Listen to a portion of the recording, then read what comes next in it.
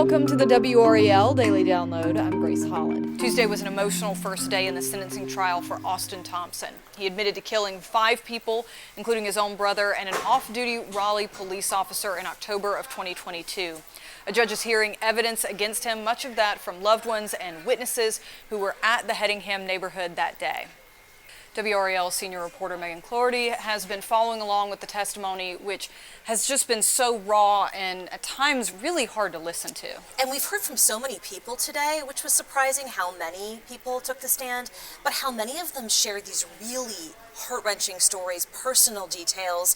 And the theme throughout was just this was a normal day for everybody. They were going about their lives until everything changed. And one of the people who shared their story was Tracy Howard, who lost his wife, Nicole Connors. He said he was on, just an errand to the hardware store, and he got home and he found her dead on their porch, shot to death, next to their little dog, Sammy, who they loved.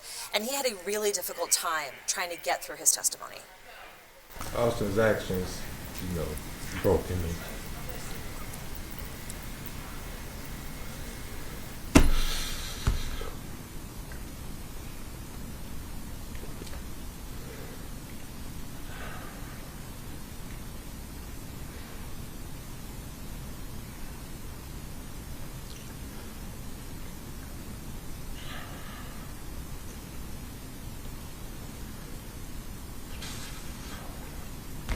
I don't enjoy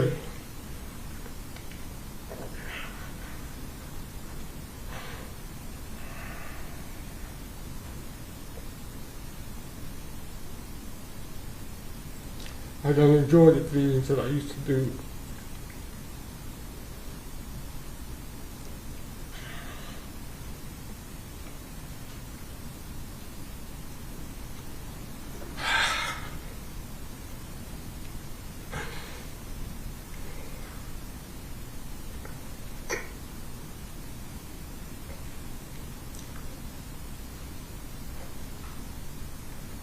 I feel socially awkward now. I don't like to go anywhere.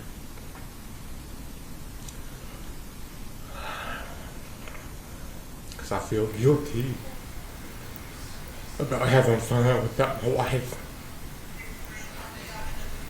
It's just so hard to listen to that, not just because of what he's saying, but you can really just see all the emotion on his face as he's remembering that. The silences almost speak as much as the words that he's talking about. We also heard from Lynn Gardner. She survived the shooting after a long ICU stay and had to recover from several surgeries. It was really harrowing to hear the judge talk about that bullet that's still in her chest that they deemed was too difficult to remove. I know, she had 4 bullet fragments taken out of her during this months and years long recovery. And then she also lost her friend because she was going to go on a dog walk that day with Nicole Connors. Right. And she's shot and killed steps away from her. Lynn Gardner testified she didn't even realize what was happening, and she was looking up at the sky all of a sudden and looked down to see that she was in a pool of her own blood. But the strength of this woman when she was testifying, she talked about how she has all these physical injuries that she's still living with, but she's found a path forward and found peace. I feel for the family members who lost loved ones on that day. I lost a dear friend. But because who I am and what I believe in has given me the grace to forgive the young man who shot me.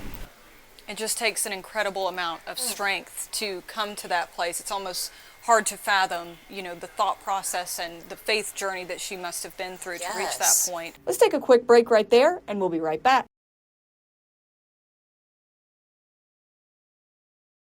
Also striking, you mentioned they were supposed to be going on a dog walk, her and Nicole Connors. She mentioned that Lynn Gardner said it was her birthday. They had been out to lunch. It really was striking just through all of this, how this was just a normal day up until this all happened. We heard from Susan Carnatz's husband. They had dinner plans that were supposed to happen later that night. And then Jasmine Torres, who was excited that she was going to see her husband before he began his overnight shift with the Raleigh Police Department. And when she first saw his car in the driveway, she felt really happy to see him. But then shortly after realized what had happened. I guess that they had opposite schedules, right? So it was unusual to be able to see him in the morning and then before he went to work. So she was describing how she was coming home. Oh, she sees his car. She's so excited. Their baby, their 2-year-old, is in the back seat. And she rushes up to the car, and he's shot and bleeding. And it just turns that moment in just a second. And she describes trying to save him, desperately trying to save him. And it's really just horrible to listen to. And I used my other hand to prop up his neck because he kept falling down, and I wanted to keep his airway as open as it could. I was trying to help him so that he could breathe because his lips were turning blue, but he was alive because I felt his pulse when I had my fingers. He was alive. It's just unimaginable what is. she went through, the survival mode that she had to go into in that moment to try to save her husband. Officer Torres died at the hospital, and now 3 years later, she's raising her daughter without her father. And after such a heavy day, Megan, it is really kind of hard to imagine how this testimony is going to continue for over a week. We were discussing it. A lot of the key witnesses went on the stand today. So it's kind of, again, like, we're not really sure who's coming next. There's been some detectives. We expect some medical experts, some ballistic experts. But we'll see as the week unfolds. This week is the prosecution. Next week is the defense. The attorney said it would take about 2 weeks before they head to the judge to make a decision. Right. And we've also heard a lot from law enforcement sources today, and what was really striking to me is the amount of emotion that was coming from them talking about the scene. Now, obviously, some of them are Raleigh police officers, and they knew Officer Torres, but even those that maybe weren't as close to him, just the emotion. I think there's a certain level of adrenaline, right, when you're responding to those scenes. And we have so much tremendous respect for them putting their lives on the line to run into these homes and see, okay, is this where the shooter is? Is this where they're hiding? We heard from one of the detectives from Raleigh Police Department, and he overheard Austin Thompson's mother trying to get in her own house, asking the boys to let her in, let her in. She assumed her kids were both alive and inside, and he heard her scream when she found James's body in the bathroom. And this detective got choked up saying, I haven't seen that much blood before, and I was a homicide detective. We're clearing the house, making sure no one else is there. I go into what was a bedroom.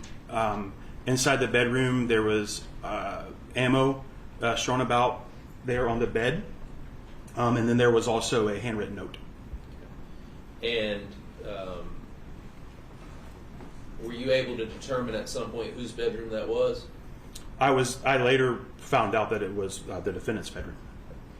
And did you collect any of that evidence at that point, or what did you do at? Well, so at this point, it was my recollection that, like, the shooter was pinned down in a barn, but we didn't know who he was.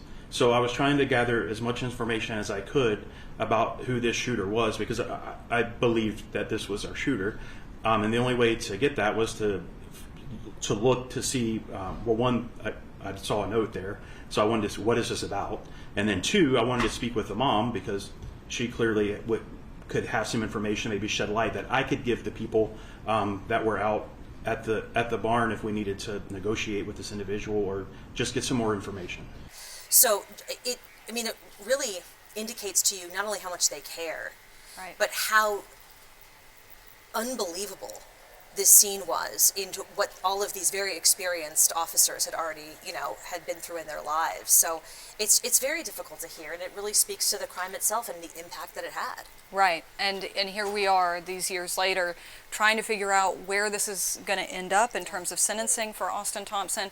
What are you kind of looking for as we go into tomorrow? What kind of testimonies or developments do you think we might see? I think we heard a little bit today. I think we'll hear more from the people, maybe the secondary witnesses, the people who came upon the bodies on the Greenway, who heard things, who saw things, maybe not those related to the victims anymore, but there could be more really heavy testimony as well. And as I said, experts, medical experts and ballistics experts will have to testify just to kind of paint the scene from a scientific standpoint.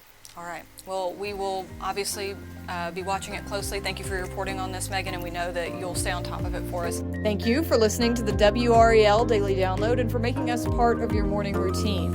Another great way to get WRAL news is the Morning Briefing newsletter. That's a daily email with Triangle news, events, and headlines to help you get ready for the day. You can sign up at WRAL.com/newsletter.